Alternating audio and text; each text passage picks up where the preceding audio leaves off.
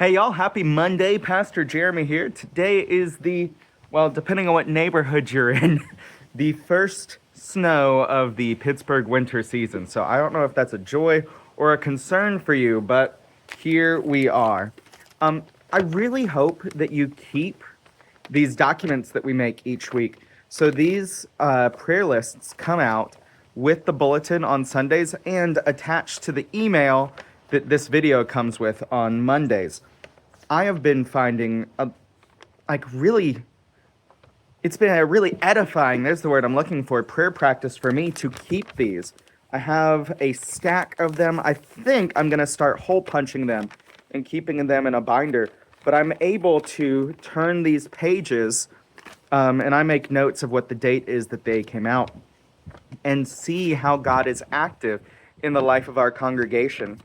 A few things that I want you to be aware of. We've been tracking three of our good friends that have recently had surgery. This past Sunday, two of them were at church with us. Amy Mendocino was back in that front row with her foot propped up in her boot. It was wonderful to have her back in the building. I saw Dave Spence sitting in the back, so we're thrilled to have Dave and Beth with us again. Maya Kaiser sends her love. She is recovering very well at home. I've been able to go visit her. She's open to calls and texts and visits as well. So if you're willing to go down to the Strip District, let Maya know, and she'll tell you exactly what coffee she wants you to bring her. A few other prayer requests that we want you to be aware of. This past week, not this week, but the one we just completed, Linda McManus lost her older sister, Ruth, who lives in Texas. Please be in prayer for Linda. A call, a text, a word of support will go a long way. Also, Ethelrita had a good break from her chemo rounds, was able to eat, was able to gain some weight. Those are really good signs as we try to look out beyond cancer. But this week, she is starting a new round of chemo. And that just doesn't get easier. Your body does not get used to poison. Sorry, Princess Bride. You don't get to build up a tolerance to chemotherapy. So as she enters this valley again, we are going to go with her. So I expect you to pray, to hold Jim and Ethelrita Beck in your heart and in the front of your mind as they continue this journey. They're frequently open to visitors. Just call ahead and check. The same is true with Bill and Debbie Davis. Debbie continues her journey with cancer, and sending a meal, sending a text, a card. Debbie's a reader, so write her a good letter because she will be grading it. Give them a call. Part of what it means to be part of our family of faith is that when you are sick, when you are stuck, when you are going through something, that you don't go through it alone. We are there for each other. We bear each other's burdens. We share each other's victories. We get to be Jesus to and for each other. And then when we're in need, we get to find Jesus in each other. That's what church is for, as much as anything else. So please, please, please, be in prayer for each other.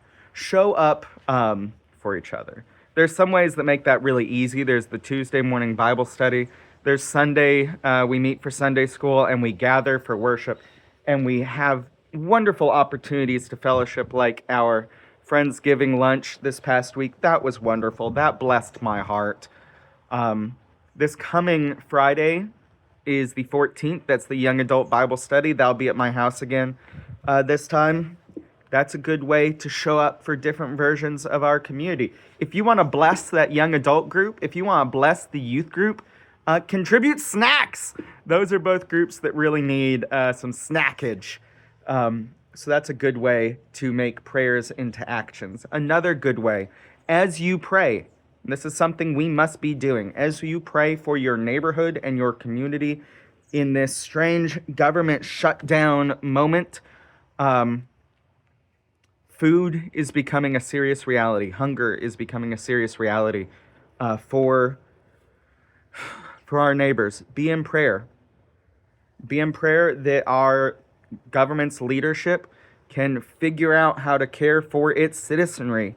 Be in prayer for our local nonprofits and churches that are being overwhelmed by the need. And be a part of the answer to your prayers.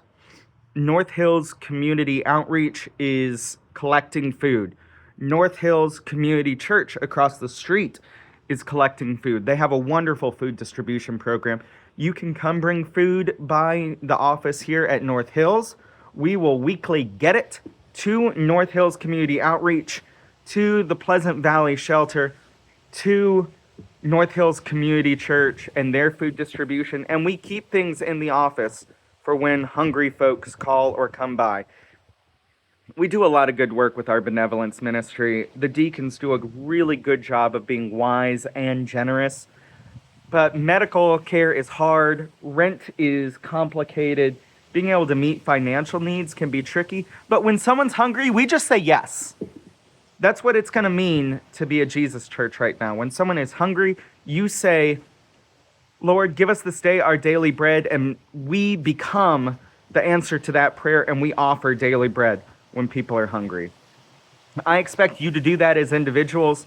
I expect my family to do that when we encounter hunger out in the wild, and we choose that for North Hills. Remember that it is stewardship season. Be in prayer as all of your boards, all of these groups like Christian education, like missions, like building and grounds and the trustees, that as we make our plans for next year, that we have clarity and wisdom and the heart of Christ as we make those plans, and we make plans based on how the stewardship season that we're currently in forms and shakes out. One last thing. Connor and Carson Hollis shared with us this past week that they are planning to go to Palestine in 2026. They're asking for financial support, but also for prayer support. They're going to need to be prayed up and ready to cross oceans and head to the place where Jesus walked and to love the people that are suffering there and to learn from them. I can't wait to hear what wisdom they bring back. Friends, something that has truly touched my heart at North Hills is that this is a praying church and this is an acting church. And I simply expect you to keep being who Jesus has called you to be. It's an honor to be among you. I love you guys, and I pray for you every day. Grace and peace. I'll see you soon.